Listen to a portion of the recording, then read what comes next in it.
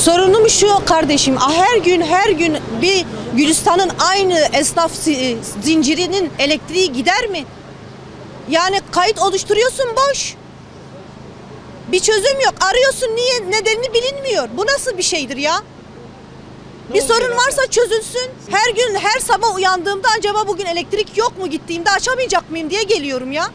Bu nasıl bir psikolojidir? İş yerimi açamıyorum. Müşteri kaybım oluyor. Ben bugün siftah yapamadım.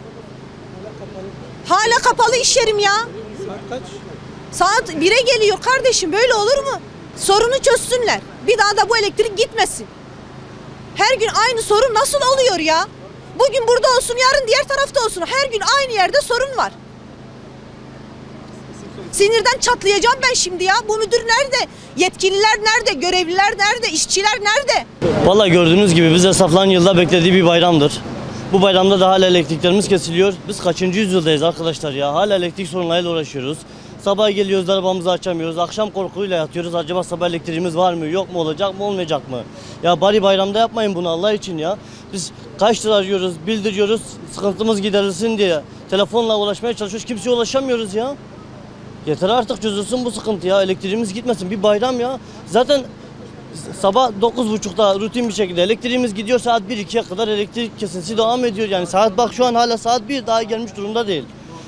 Hayır, ciddi bir mağduriyetimiz var yani. Şimdi şöyle bir durum, biz zaten iş yapamıyoruz, ülkede bir ekonomik sıkıntı var. Bir de elektrik, bunun üzerine elektrik sıkıntısı ayrı bir dert. Yeter artık ya, buraya kadar geldik artık, biz kepenk kaçamayacağız yani. Bu elektrik durumu bu şekilde devam ederse biz yani kepenk kaçmayacağız arkadaşlar. Yazıktır, bize yardımcı olun artık. Biz sesimizi kime yükselteceğiz ya? Bir muhatap çıksın, gelsin burada bize bir açıklama yapsın arkadaşlar. Şöyle sıkıntı, sahibimiz yok, cidden sahibimiz yok. Rica ediyorum, bir an önce bu sıkıntı çözülsün. Gülistan Caddesi esnafları olarak, bir mağaza işletmecisi olarak biz bu durumda artık bir art niyet arıyoruz. Bu durumda artık yetkililerin herhangi bir kurumlarla anlaşma mı falan, artık ne düşünüyorsanız düşünün, artık biz art niyet arıyoruz.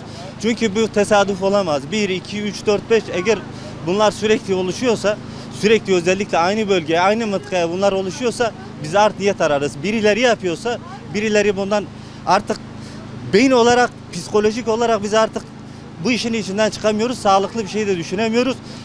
Olumlu hiçbir şey düşünemiyoruz.